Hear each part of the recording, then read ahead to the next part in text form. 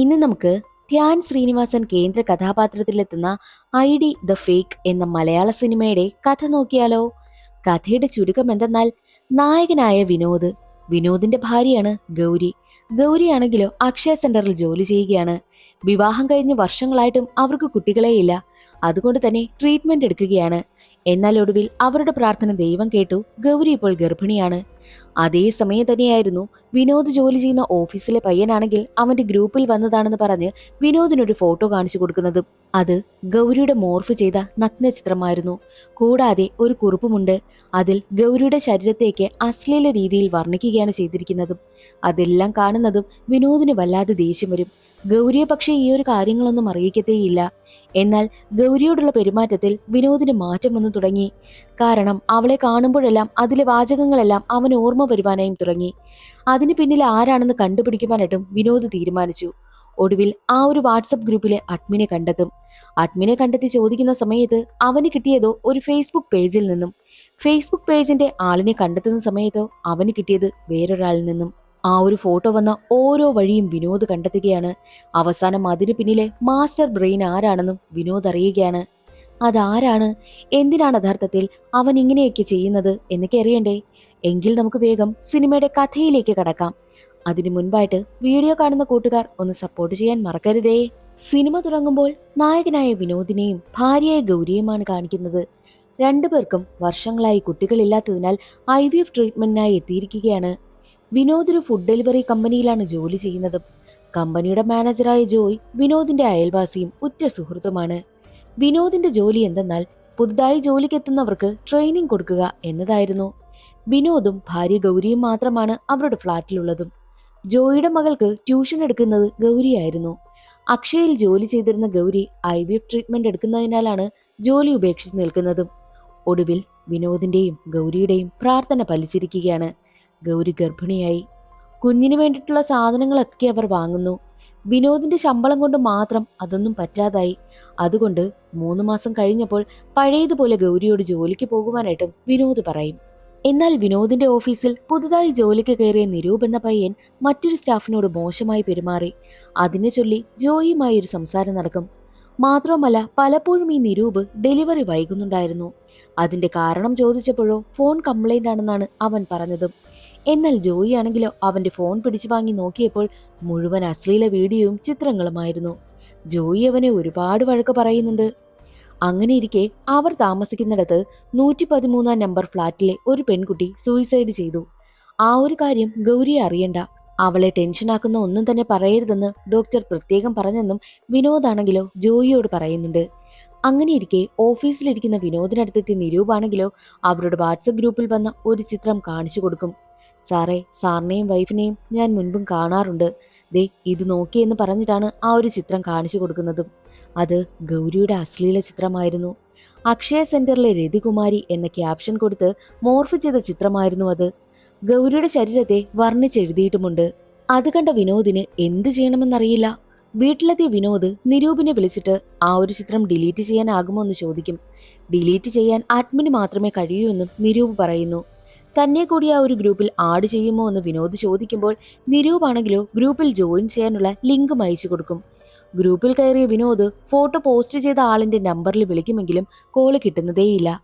എന്നാൽ ഈ വിനോദാണെങ്കിൽ വല്ലാത്ത ടെൻഷനിലിരിക്കുന്നത് വീട്ടിലേക്ക് വന്ന ഗൗരി കാണുന്നുണ്ട്. എന്താണ് കാരണമെന്നും നേരത്തെ എന്താ ജോലിയിൽ നിന്ന് വന്നതെന്നുമൊക്കെ ഗൗരി തിരക്കുമെങ്കിലും എന്താണ് കാരണമെന്നുള്ളത് വിനോദ് അവളോട് പറയുന്നില്ല. കാരണം അവൾക്ക് വല്ലതും കേട്ടാൽ ടെൻഷനായി പോകുമോ എന്ന പേടിയാണ് അവർക്ക്. ഒരുപാട് കാത്തിരുന്നാണല്ലോ ഇപ്പോൾ കുഞ്ഞിനെ അവർക്ക് കിട്ടുന്നതും. വിനോദ് തനിക്ക് ചെറിയൊരു തലവേദനയാണെന്നാണ് അവളോട് കള്ളം പറഞ്ഞതും. എന്നാൽ ഗൗരിക്ക് ഇതൊന്നും അറിയത്തില്ലല്ലോ. ഗൗരിയെ കാണുന്ന വിനോദിന് ആ ഒരു വാട്സപ്പ് ഗ്രൂപ്പിൽ വന്ന ചിത്രത്തിന് താഴെ അവളെക്കുറിച്ച് കുറേ എഴുതിയിരുന്നല്ലോ. ആ കാര്യങ്ങളെല്ലാം ഓർമ്മ വരുന്നു. എന്തെന്നാൽ അതിൽ എഴുതിയിരുന്നത്, ഞാനിന്ന് ആദ്യമായിട്ട് അക്ഷയ സെന്ററിൽ ചെന്നപ്പോൾ അവിടെ ഒരു സുന്ദരിയായ ഒരു സ്ത്രീയെ കണ്ടു. അവരാണെങ്കിലോ അതീവ സുന്ദരിയായിരുന്നു. അവരെ ഞാൻ നോക്കുന്നത് അവരും കണ്ടിരുന്നു. അവരെന്നെ ശ്രദ്ധിച്ചു. അവർക്ക് എന്നോട് താല്പര്യമുള്ളതുപോലെയാ എനിക്ക് തോന്നിയത്. മറ്റുള്ള ജോലികളെല്ലാം മാറ്റിവെച്ച് അവരെന്റെ കയ്യിൽ നിന്നും ആപ്ലിക്കേഷൻ ഫോം വാങ്ങി. ആ സമയം അറിഞ്ഞുകൊണ്ടാണോ എന്നറിയില്ല, അവരുടെ കൈ എന്റെ കയ്യിൽ സ്പർശിച്ചു എന്നു തുടങ്ങി അവളുടെ ചുണ്ടിനെയും അവളുടെ പ്രൈവറ്റ് പാർട്സിനെയും പറ്റിയൊക്കെയാണ് എഴുതിയിരിക്കുന്നത്. ആ കാര്യങ്ങളെല്ലാം അവന് ഓർമ്മ വരും. അതുകൊണ്ട് തന്നെ ഗൗരിയോട് സന്തോഷത്തോടു കൂടി അവനൊന്ന് സംസാരിക്കുവാൻ പോലും തോന്നുന്നതേയില്ല. അവൻ എന്ത് പറഞ്ഞാലും ദേഷ്യം തന്നെയാണ്. അവൻ ഈ ഒരു കാര്യം മനസ്സിലിരിക്കാത്തത് കൊണ്ട് തന്നെ ആ ഒരു കാര്യം ജോയിയോട് പറയുന്നു.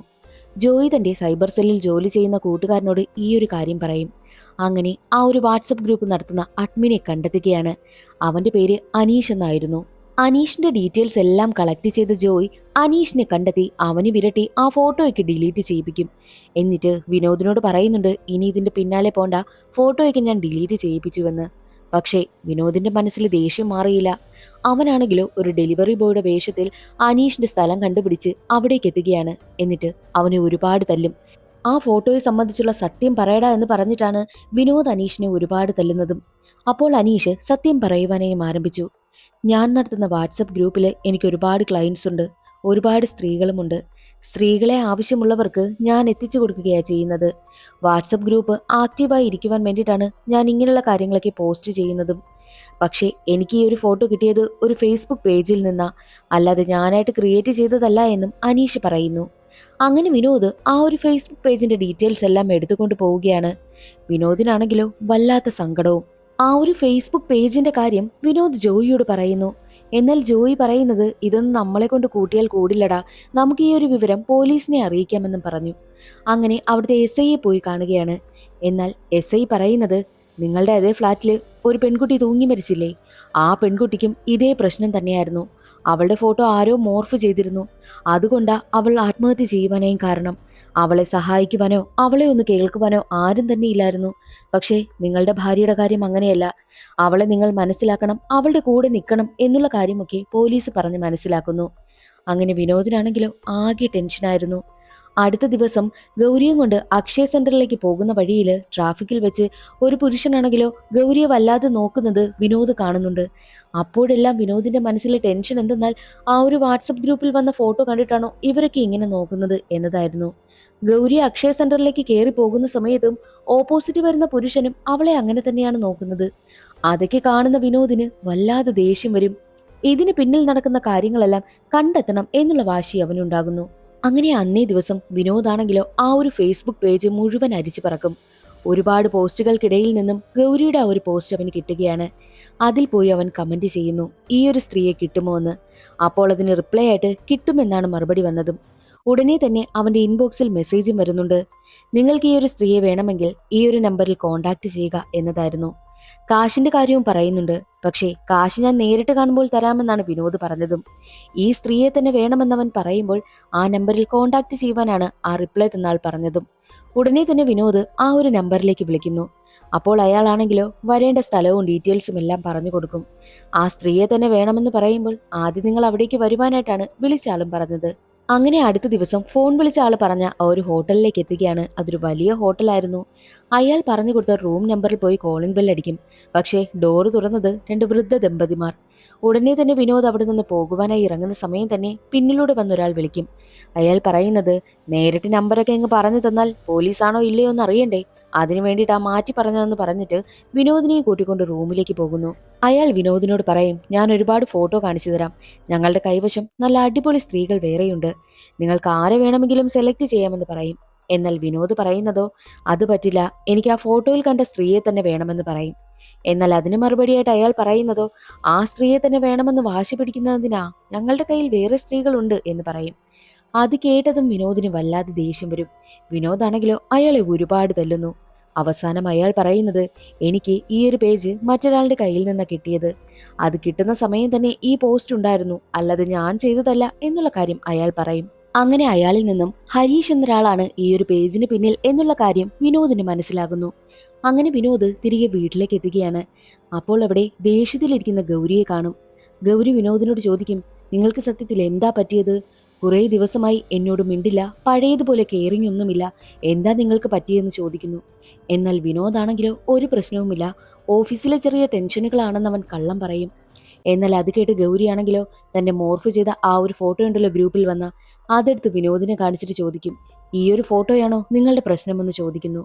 അത് കാണുന്നതും വിനോദ് ഞെട്ടിപ്പോകുന്നു. ഇതെങ്ങനെയാണ് ഗൗരി അറിഞ്ഞതെന്നാൽ, ഗൗരിയുടെ ഓഫീസിലെ മാനേജർ വഴിയാണ് അവൾ ഈ ഒരു കാര്യം അറിഞ്ഞതും. സൂപ്പർ മാർക്കറ്റിലേക്ക് പോയ മാനേജറിന് സൂപ്പർ മാർക്കറ്റിൽ ജോലി ചെയ്യുന്ന ഒരു പയ്യനാണ് നിങ്ങളുടെ ആ ഒരു അക്ഷയ സെന്ററിൽ ജോലി ചെയ്യുന്ന ഗൗരിയില്ലേ, അവരുടെ ക്ലിപ്പ് ഇറങ്ങിയിട്ടുണ്ട് എന്ന് പറഞ്ഞ് ഈ ഒരു ഫോട്ടോ കാണിച്ചു കൊടുത്തതും. അത് കണ്ട മാനേജർ ഉടനെ തന്നെ ഗൗരിയുടെ അടുത്ത സുഹൃത്തായ ഒരു സ്ത്രീക്ക് ഈ ഫോട്ടോ കാണിച്ചു കൊടുക്കുന്നു. അവർ വഴിയാണ് ഗൗരി ഈ ഒരു കാര്യം അറിഞ്ഞതും. അത് സഹിക്കാനാകാതെയാണ് ഗൗരി വീട്ടിലേക്ക് എത്തുന്നതും. ഗൗരി പറയുന്നുണ്ട്, നിങ്ങൾ ഇതൊക്കെ വിശ്വസിക്കുന്നുണ്ടോ? എന്തിനാ ഇതിന് പിന്നാലെ പോകുന്നത്? ഇതൊക്കെ മോർഫ് ചെയ്തതാണെന്ന് ആർക്ക് വേണമെങ്കിലും കണ്ടാൽ അറിയാമല്ലോ. ഞാനത് കാര്യമാക്കുന്നതേയില്ല. ഇതിവിടെ ഉപേക്ഷിക്കണമെന്നും അവൾ പറയുന്നു. എത്ര തന്നെ അങ്ങനെയൊക്കെ പറഞ്ഞാലും അവർക്കിടയിൽ ചെറിയൊരു അകൽച്ച വന്നു തുടങ്ങി. അതുകൊണ്ട് തന്നെ അവർക്ക് സന്തോഷമായിട്ടൊന്ന് മിണ്ടുവാനോ ചിരിക്കുവാനോ, പോട്ടെ മനസമാധാനത്തോടെ ഒന്ന് പുറത്തു പോലും ഇറങ്ങാൻ പറ്റാതായി. കാരണം ആരൊക്കെ ഗൗരിയെ നോക്കിയാലും രണ്ടാളും കരുതുന്നത് ആ ഫോട്ടോ കണ്ടിട്ടാണോ ആളുകളൊക്കെ ഇങ്ങനെ നോക്കുന്നത് എന്നുള്ള ചിന്തയായി തുടങ്ങി. അതോടുകൂടി രണ്ടാളുടെയും മനസമാധാനവും നഷ്ടമായി. ഒരു ദിവസം അക്ഷയ സെന്ററിലേക്ക് ജോലിക്കെത്തിയ ഗൗരിയോട് ആ സൂപ്പർ മാർക്കറ്റിൽ ജോലി ചെയ്യുന്ന പയ്യൻ വന്നിട്ട് ഫോട്ടോ കാണിച്ചിട്ട് ഇതൊക്കെ ഉള്ളതാണോ ചേച്ചി എന്ന് ചോദിക്കും. അത് കേട്ട ഗൗരിയാണെങ്കിലോ അവനെ കുറെ വഴക്ക് പറഞ്ഞിട്ടാണ് ജോലിക്കായി കയറി പോകുന്നതും. എന്നാൽ ഇതെല്ലാം വിനോദ് കാണുന്നുണ്ടായിരുന്നു. വിനോദ് ആ പയ്യനടുത്തെത്തിയിട്ട് അവന് ഒരുപാട് തല്ലുന്നു.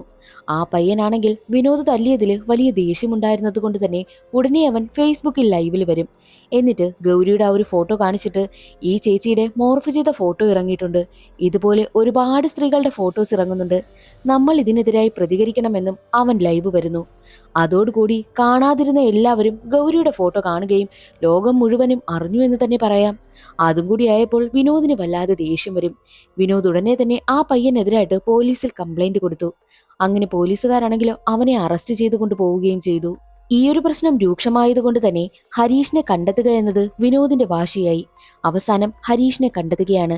ഈ ഹരീഷ് സിനിമാ ഫീൽഡിൽ വർക്ക് ചെയ്യുന്ന ആളായിരുന്നു. അങ്ങനെ പോലീസിനോട് ഈ കാര്യമൊക്കെ പറയുമ്പോൾ പോലീസ് ഹരീഷിനെ അറസ്റ്റ് ചെയ്തുകൊണ്ടുവരും. ഹരീഷിനെ ചോദ്യം ചെയ്യുന്ന സമയത്ത് ഹരീഷ് പറയുന്നതോ, ഞാൻ ഈ ഒരു പേജ് കാശ് കൊടുത്ത് വാങ്ങിയതാ, പക്ഷേ ഈ ഒരു പേജിൽ ഫോട്ടോ പോസ്റ്റ് ചെയ്യുന്നതും കുറിപ്പുകളൊക്കെ എഴുതി വിടുന്നതെന്നും ഞാനല്ല, ടിനു എന്ന പയ്യനാണെന്നും ഹരീഷ് പറയുന്നു. അങ്ങനെ ടിനുവിനെ വീഡിയോ കോൾ വിളിക്കുവാനായിട്ടും ഹരീഷിനോട് പറഞ്ഞു. ടിനുവിനെ വീഡിയോ കോൾ വിളിക്കുകയാണ്. നീ എവിടെയാണ്, എനിക്ക് നിന്നെ ഒന്ന് അത്യാവശ്യമായി കാണണമെന്നും ടിനുവിനോട് പറയും. പക്ഷെ അതെല്ലാം കേട്ടുകൊണ്ടുന്ന വിനോദിനാണെങ്കിലോ ടിനു ആരാണെന്ന് അറിയണം എന്ന ആഗ്രഹമുള്ളതുകൊണ്ട് പെട്ടെന്ന് തന്നെ ആ ഒരു ഫോൺ പിടിച്ചു വാങ്ങി നോക്കുന്നു. എന്തോ പ്രശ്നമുണ്ടെന്ന് മനസ്സിലായതോടുകൂടി ടിനു കോള് കട്ട് ചെയ്ത് കളയുകയും ചെയ്തു. ഇതുപോലുള്ള പേജുകളിലെല്ലാം ലൈംഗിക ചുവയോട് കൂടിയുള്ള കാര്യങ്ങളൊക്കെ എഴുതി വിടുന്നത് ഈ ടിനുവാണ്. അതവന്റെ പതിവാണ്. അവന്റെ കൈവശം ഒരുപാട് മോർഫ് ചെയ്ത ഫോട്ടോസും കാണും. ആ ഒരു ഫോട്ടോ എല്ലാം പോസ്റ്റ് ചെയ്തിട്ട് അതിനടിയിലൊക്കെ അങ്ങനെ കുറിപ്പെഴുതി വിടുന്നത് ഇവൻ തന്നെയാണ്. എല്ലാ പേജിലും ടിനു തന്നെയാണ് അത് ചെയ്യുന്നതെന്നും ഹരീഷ് പറയുന്നു. ടിനുവിന്റെ മുഖം വിനോദും കൂട്ടരും കണ്ടിട്ടില്ല. ടിനുവിന്റെ ഡീറ്റെയിൽസും ഹരീഷിന് അറിയത്തില്ല. ആകെ കൊടുത്തത് ഒരു ഫോൺ നമ്പർ മാത്രമാണ്. ആ ഒരു ഫോൺ നമ്പറിന്റെ ഡീറ്റെയിൽസ് എടുക്കുന്ന സമയത്ത് വേറെ ആരുടെയോ പേരിലെടുത്ത സിമ്മായിരുന്നു അത്. പിന്നെ എങ്ങനെ അവനെ കണ്ടെത്തും എന്ന ടെൻഷനായി വിനോദിനും കൂട്ടർക്കും. അതേസമയം തന്നെ വിനോദിന് ഒരു കാര്യം ഓർമ്മ വരും. ആ ഒരു ഫോട്ടോയ്ക്കടിയിൽ കൊടുത്തിരുന്ന കുറിപ്പിൽ അക്ഷയ സെന്ററിലെ സുന്ദരി എന്നാണല്ലോ എഴുതിയിരുന്നത്. അപ്പോൾ ഒരു തവണയെങ്കിലും അവൻ അക്ഷയ സെന്ററിൽ വന്നു കാണും. അങ്ങനെയാണെങ്കിൽ അവിടുത്തെ CCTV ഫുട്ടേജ് എല്ലാം ചെക്ക് ചെയ്യാമെന്നും വിനോദ് തീരുമാനിച്ചു. അങ്ങനെ അക്ഷയ സെന്ററിലുള്ളവരുടെ സഹായത്തോടു കൂടി CCTV ഫുട്ടേജ് ചെക്ക് ചെയ്യും. അപ്പോൾ ഒരു ദിവസം തന്റെ അച്ഛനൊപ്പം ഈ ടിനു വന്നിരുന്നു. മാത്രമല്ല അവൻ ഗൗരിയെ ഒളിഞ്ഞു നിന്ന് നോക്കുകയും അവളുടെ ഫോട്ടോ എടുക്കുന്നതായിട്ടും ക്യാമറയിൽ കാണുന്നുണ്ട്. അതോടുകൂടി അവനാണെന്നും അവർ ഉറപ്പുവരുത്തി. ടിനുവിനെയും കൊണ്ട് അച്ഛൻ അക്ഷയ സെന്ററിൽ വന്ന സമയത്ത് എന്തോ ആപ്ലിക്കേഷൻ ഫോം കൊടുത്തിരുന്നല്ലോ, അതിൽ നിന്നും ടിനുവിന്റെ ഡീറ്റെയിൽസ് കിട്ടുമല്ലോ എന്നും വിനോദ് ചിന്തിക്കും. എന്നാൽ മറ്റൊരു വശത്ത് ഹരീഷ് വിളിച്ച സമയത്ത് എന്തോ പ്രശ്നമുണ്ടെന്ന് മനസ്സിലാക്കി ടിനു ആണെങ്കിലോ തനിക്ക് ഇന്റർവ്യൂ ഉണ്ട് എന്ന് കള്ളം പറഞ്ഞ് കോയമ്പത്തൂരേക്കും ബസ് കയറുന്നു. യഥാർത്ഥത്തിൽ ടിനുവിന്റെ പണി എന്തെന്നാൽ ടിനുവിന്റെ കൈവശം ഒരുപാട് അശ്ലീല പേജുകളുണ്ട്. ആ പേജിലാണെങ്കിലോ അവൻ ഒരുപാട് ക്ലയൻസുമുണ്ട്. ആ പേജുകൾ മറ്റു പലർക്കും അവൻ മറിച്ചു വിൽക്കും. അതിനാണ് ഇപ്പോഴും അവൻ കോയമ്പത്തൂരേക്ക് എത്തിയിരിക്കുന്നതും. ആ പേജിലുള്ള ക്ലയൻസ് ഒക്കെ അവനോട് സ്ത്രീകളുണ്ടോ എന്നൊക്കെ ചോദിക്കുന്നുണ്ട്. അവർക്ക് സ്ത്രീകളെ എങ്ങനെയെങ്കിലും എത്തിച്ചു കൊടുക്കലാണ് ഇവന്റെ പണി. അതിന് സെക്സ് റാക്കറ്റുമായിട്ടും അവന് ബന്ധമുണ്ട്. ഇതുപോലെ ഒരുപാട് പേരെ എത്തിച്ചു കൊടുക്കുകയാണെങ്കിൽ ടിനുവിന് 1,00,000 രൂപയോളം കിട്ടും. അതിനു വേണ്ടിയിട്ടാണ് ടിനു വർക്ക് ചെയ്യുന്നതും. ടിനുവിന് സെക്സ് റാക്കറ്റുമായിട്ട് ബന്ധമുള്ളതും അവർക്ക് ക്ലയൻസിനെ ഒപ്പിച്ചു കൊടുത്തിട്ടാണ് അവൻ കാശുണ്ടാക്കുന്നത് എന്നുള്ള കാര്യമൊന്നും അവന്റെ അച്ഛൻ അറിയത്തേയില്ല. ഇപ്പോഴും വന്നിരിക്കുന്നത് അതുപോലൊരു ക്ലയന്റ് മീറ്റിങ്ങിന് വേണ്ടിയിട്ടാണ്. എന്നാൽ ടിനുവിന്റെ അച്ഛൻ അവനെ വിളിച്ചിട്ട്, എനിക്ക് നല്ല നെഞ്ചുവേദന എടുക്കുന്നു, നീ എത്രയും വേഗം ഇവിടേക്ക് വരണം, എന്നെ ഒന്ന് ഹോസ്പിറ്റലിൽ കൊണ്ടുപോകണമെന്നൊക്കെ അച്ഛൻ പറയും. എന്നാൽ ടിനു ആണെങ്കിലോ വരാൻ കൂട്ടാക്കുന്നതേയില്ല. ചിലപ്പോൾ നീ വരുമ്പോൾ ഞാനിവിടെ ചത്തു കിടക്കുന്നുണ്ടായിരിക്കും എന്ന അച്ഛൻ പറയുന്നതോടുകൂടി നാട്ടിലേക്ക് പോകുവാനായിട്ടും ടിനു തീരുമാനിക്കുന്നു. ഒറ്റ മകനായ ടിനുവിനെ ഒരുപാട് ലാളിച്ചാണ് അച്ഛൻ വളർത്തിയതും. ഇടയ്ക്ക് വെച്ച് കഞ്ചാവ് കേസിൽ പോലീസ് പിടിക്കാൻ അവനെ വരുമെങ്കിലും അച്ഛൻ കരഞ്ഞു കാല് പിടിച്ച് അവനെ പോലീസിൽ നിന്ന് രക്ഷിക്കുന്നുമുണ്ട്. അങ്ങനെ ടിനുവാണെങ്കിലോ നാട്ടിലേക്ക് എത്തിയിരിക്കുകയാണ്. ഉറങ്ങുകയായിരുന്ന ടിനുവിനെ രാവിലെ വിളിച്ചെണീപ്പിച്ച് അച്ഛനാണെങ്കിലോ അവന് ഫുഡൊക്കെ കൊടുക്കുന്നു. അതിനുശേഷം പുറത്തേക്ക് ഇറങ്ങി വന്ന അച്ഛനാണെങ്കിലോ വിനോദിനെ വിളിച്ചു വരുത്തും. വിനോദ് പുറത്തുണ്ടായിരുന്നു. അങ്ങനെ വിനോദിനെ കണ്ടതും ടിനു ഞെട്ടിപ്പോവുകയാണ്. യഥാർത്ഥത്തിൽ വിനോദ് എങ്ങനെ അവിടെ എത്തിയെന്നാൽ ടിനു കോയമ്പത്തൂരേക്ക് പോയ സമയത്ത് ടിനുവിന്റെ ഡീറ്റെയിൽസ് എല്ലാം കണ്ടെത്തിയ വിനോദാണെങ്കിലോ ടിനുവിന്റെ വീട്ടിലേക്ക് എത്തിയിരുന്നു. അച്ഛനോട് ടിനു എവിടെ പോയി എന്നൊക്കെ തിരക്കുമ്പോൾ അച്ഛൻ അവൻ കോയമ്പത്തൂർ പോയി എന്നൊക്കെ പറയുന്നു. എന്തിനാണ് വന്നതെന്ന് ടിനുവിന്റെ അച്ഛൻ അന്വേഷിക്കുന്ന സമയത്ത് അവനൊരു ജോലി റെഡിയാക്കിയിട്ടുണ്ട്, അതിനെക്കുറിച്ച് പറയാനാണെന്നും വിനോദ് കള്ളം പറഞ്ഞു. ടിനു അവിടെ ഇല്ലാത്തത് കൊണ്ട് തന്നെ വിനോദ് അന്നേ ദിവസം അവിടെ നിന്ന് പോകും. വീണ്ടും 2-3 ദിവസം കഴിഞ്ഞപ്പോഴും ടിനു വന്നോ ഇല്ലയോ എന്ന് അറിയുവാൻ വേണ്ടിയിട്ട് വീണ്ടും വിനോദാണെങ്കിലോ ടിനുവിന്റെ വീട്ടിലേക്ക് വന്നു. അപ്പോൾ ടിനുവിന്റെ അച്ഛന് നന്നായിട്ട് സംശയം തോന്നും. യഥാർത്ഥത്തിൽ എന്താ നിങ്ങളുടെ പ്രശ്നമെന്ന് ടിനുവിന്റെ അച്ഛൻ ചോദിക്കുമ്പോൾ നടന്ന കാര്യങ്ങളെല്ലാം വിനോദ് തുറന്നു പറയുന്നു. അത് കേട്ടതും തന്റെ മകൻ ഇത്രയ്ക്കും വൃത്തികെട്ട പ്രവൃത്തിയാണ് ചെയ്തതെങ്കിൽ അവൻ ഉറപ്പായിട്ടും ശിക്ഷിക്കപ്പെടണമെന്നും അച്ഛൻ ചിന്തിച്ചു. അങ്ങനെയാണ് ഇപ്പോൾ ടിനുവിനെ പിടികൂടുവാനായിട്ട് എല്ലാ സഹായവും അച്ഛൻ വിനോദിന് ചെയ്തു കൊടുത്തതും. എന്നാൽ വിനോദിനെ കണ്ടതും ടിനു എഴുന്നേറ്റ് ഓടാനായി ശ്രമിക്കുമ്പോൾ ഇതല്ലേ നിന്റെ കാമുകി എന്ന് പറഞ്ഞ് ടിനുവിന്റെ കാമുകിയുടെ ഫോട്ടോ അവന് കാണിച്ചു കൊടുക്കും. ഇവളിപ്പോൾ ഞങ്ങളുടെ കസ്റ്റഡിയിലുണ്ട്, നീ ഞങ്ങൾക്കൊപ്പം വന്നില്ലെങ്കിൽ ഇവളുടെ ജീവൻ ആപത്താണ് എന്നുള്ള കാര്യം വിനോദ് പറയുന്നു. അങ്ങനെ ടിനുവാണെങ്കിലോ വേറെ പ്രശ്നങ്ങളൊന്നും ഉണ്ടാക്കാതെ വിനോദിനൊപ്പം പോവുകയാണ്. പോകുന്ന വഴിയില് നടു റോഡിൽ കാറ് നിർത്തിയ വിനോദാണെങ്കിലോ ദേ ആ കാണുന്ന കടയിൽ പോയി ഒരു സിഗരറ്റ് നീ വാങ്ങിക്കൊണ്ട് വരാനായിട്ടും ടിനുവിനോട് പറയുന്നു. എന്നാൽ ടിനുവാണെങ്കിലോ ഇറങ്ങുവാനായി മടിക്കും. നീ എത്രത്തോളം ലേറ്റ് ആകുന്നോ അത്രത്തോളം നിന്റെ കാമുകിയുടെ ജീവൻ ആപത്ത് കൂടിക്കൊണ്ടേയിരിക്കുമെന്നും വിനോദ് പറയും. അതിന്റെ അടിസ്ഥാനത്തിൽ ടിനുവാണെങ്കിലോ കാറിൽ നിന്ന് പുറത്തിറങ്ങുകയാണ്. അവൻ കാറിൽ നിന്നും ഇറങ്ങാൻ മടിച്ചതെന്തെന്നാൽ അവന്റെ വസ്ത്രമെല്ലാം ജോയിയും വിനോദും ഊരി വാങ്ങിയിരുന്നു. പൂർണ്ണ നഗ്നനായിട്ടാണ് അവൻ കാറിൽ നിന്നും പുറത്തേക്ക് ഇറങ്ങുന്നതും. അവൻ നടന്നു പോകുന്ന സമയത്ത് ആളുകൾ എല്ലാവരും അവനെ നോക്കുകയും കൂകി വിളിക്കുകയും കളിയാക്കുകയും ഫോട്ടോ എടുക്കുകയും ഒക്കെ ചെയ്യുന്നുണ്ട്. ജോയിയും അവന്റെ വീഡിയോ ഒക്കെ റെക്കോർഡ് ചെയ്തു വെക്കുന്നു. ആളുകൾക്കിടയിലൂടെ അവൻ നടന്നു പോകുന്ന സമയത്ത് അവൻ ഒരുപാട് നാണക്കേട് അനുഭവിക്കുന്നുണ്ടായിരുന്നു. അതുകൊണ്ട് അവൻ പൊട്ടിക്കരയുകയും ഒക്കെ ചെയ്യും. സിഗരറ്റ് വാങ്ങി അവൻ തിരിച്ച് കാറിൽ വന്ന് കയറുമ്പോൾ വിനോദ് പറയുന്നുണ്ട്, ഇപ്പോൾ നീ അനുഭവിച്ച ഈ ഒരു അപമാനമില്ലേ, അതെത്ര സ്ത്രീകൾ നീ കാരണം അനുഭവിക്കുന്നു, ഇതൊന്നും അതിനു മുന്നിൽ ഒന്നുമല്ല എന്ന് പറഞ്ഞിട്ടാണ് അവനെ അവിടെ നിന്ന് കൂട്ടിക്കൊണ്ടു പോകുന്നതും. ഇത്രയെങ്കിലും അവർ ചെയ്യണ്ടേ എന്നാണ് അവർ ടിനുവിനോട് ചോദിക്കുന്നത്. അങ്ങനെ അവനെ നേരെ അവന്റെ കാമുകിക്കടുത്തേക്കാണ് കൊണ്ടുവരുന്നതും. അവിടെ അവൾ സേഫായിട്ട് നിൽക്കുന്നുണ്ടായിരുന്നു. അത് കാണുമ്പോഴാണ് അവനൊന്ന് സമാധാനമാകുന്നതും. വിനോദും ജോയും അവളെ ഒന്നും ചെയ്തിട്ടില്ല എന്നും ടിനുവിന് മനസ്സിലായി. ഉടനെ തന്നെ ടിനു തന്റെ കാമുകിക്കടുത്തേക്ക് ഓടി വരികയാണ്. കാമുകി അപ്പോഴേക്കും എല്ലാ സത്യങ്ങളും അറിഞ്ഞിട്ടുണ്ടായിരുന്നു. കാമുകിക്കടുത്തേക്ക് എത്തുന്ന ടിനുവിനോട് അവൾ പറയുന്നുണ്ട്, നീ എത്ര വലിയ തെറ്റാ ചെയ്തത്, ഇങ്ങനെയൊരു സ്വഭാവം നിനക്കുണ്ടായിരുന്നു എന്നുള്ള കാര്യം ഞാൻ അറിഞ്ഞിരുന്നില്ല. നീ ഇങ്ങനെയൊരു സ്വഭാവമുള്ള ആളാണെങ്കിൽ നമ്മൾ പ്രണയിച്ചിരുന്ന സമയത്ത് എടുത്തിരുന്ന ഇന്റിമേറ്റ് ആയിട്ടുള്ള ഫോട്ടോസൊക്കെ എന്തെങ്കിലും വഴക്കു കൂടുന്ന സമയത്ത് നീ പോസ്റ്റ് ചെയ്യില്ല എന്ന് എന്താ ഉറപ്പ്? ഇങ്ങനെയുള്ളൊരു സ്വഭാവമുള്ള ആളിനോടൊപ്പം എനിക്ക് നീ ഒരു റിലേഷൻ മുന്നോട്ട് കൊണ്ടുപോകുവാനായിട്ട് ഒട്ടും തന്നെ താല്പര്യമില്ല എന്ന് പറയുന്നു. എന്നാൽ അത് കേട്ടതും അവൻ ഒരുപാട് അവളോട് സോറി പറയുന്നുണ്ട്. കാരണം അവൻ അവളെ ആത്മാർത്ഥമായിട്ടാണ് സ്നേഹിച്ചിരുന്നതും അവളെ ചതിക്കണമെന്നൊന്നും അവനൊട്ടും കരുതിയിട്ടേയില്ല. അത് കേട്ട് ആ പെൺകുട്ടി പറയുന്നത്, യഥാർത്ഥത്തിൽ നിന്നോട് ക്ഷമിക്കേണ്ടത് ഞാനല്ല, നിന്നോട് ക്ഷമിക്കേണ്ടത് ആ ഒരു സ്ത്രീയാ. അവരോട് നീ എന്ത് വലിയ തെറ്റാ ചെയ്തിരിക്കുന്നത്. ഇങ്ങനെയൊരു സ്വഭാവമുള്ള ആളുമായിട്ട് ഒരു ബന്ധം മുന്നോട്ട് കൊണ്ടുപോകുവാനായിട്ട് എനിക്കൊട്ടും താല്പര്യമില്ല. നമ്മുടെ ബന്ധത്തിന് വേണ്ടിയിട്ട് ഞാൻ എന്തെല്ലാം ത്യാഗം സഹിച്ചുവെന്ന് നിനക്കറിയില്ല എന്ന് പറഞ്ഞിട്ട് അവൾ അവനോട് ബ്രേക്കപ്പ് പറഞ്ഞ് അവിടെ നിന്ന് പോവുകയാണ്. അതെല്ലാം കാണുന്ന ടിനുവാണെങ്കിൽ പൊട്ടിക്കരയും. അവൻ എത്ര മാപ്പ് പറഞ്ഞിട്ടും അവൾ കേൾക്കുന്നതേയില്ല. ആ പെൺകുട്ടി പോയ അതേ സമയം തന്നെയായിരുന്നു ഗൗരി അവിടേക്ക് വരുന്നതും. ഗൗരി ടിനുവിന്റെ അടുത്തെത്തിയിട്ട് അവനിട്ട് ഒരെണ്ണം കൊടുക്കുകയാണ്. അവൻ ചെയ്ത തെറ്റിനുള്ള ശിക്ഷ അവന് കിട്ടിയിരിക്കുകയാണ്. ആളുകളുടെ മുന്നിൽ അവനെ നഗ്നനാക്കി നടത്തി. അവൻ കാരണം ഒരുപാട് സ്ത്രീകൾ എന്തെല്ലാം അപമാനിക്കപ്പെട്ടോ അതെല്ലാം അവനിപ്പോൾ അനുഭവിക്കേണ്ടി വന്നു. അങ്ങനെ അവർ ആഗ്രഹിച്ച പ്രതികാരം വീട്ടിയിട്ട് ഗൗരിയും വിനോദും അവിടെ നിന്ന് നടന്നു പോകുന്നതോടുകൂടി സിനിമയുടെ കഥ അവിടെ അവസാനിക്കുന്നു. ഇന്നത്തെ ഈ ഒരു വീഡിയോ എല്ലാവർക്കും ഇഷ്ടമായി എന്ന് കരുതുന്നു. ഇഷ്ടമായാൽ ഒന്ന് ലൈക്ക് ചെയ്ത് സപ്പോർട്ട് ചെയ്യാനും ചാനൽ ഇഷ്ടമായാൽ സബ്സ്ക്രൈബ് ചെയ്യാനും മറക്കരുതേ. അടുത്തൊരു സിനിമയുടെ കഥയിൽ കാണാം. അതുവരെ എല്ലാവർക്കും ബൈ.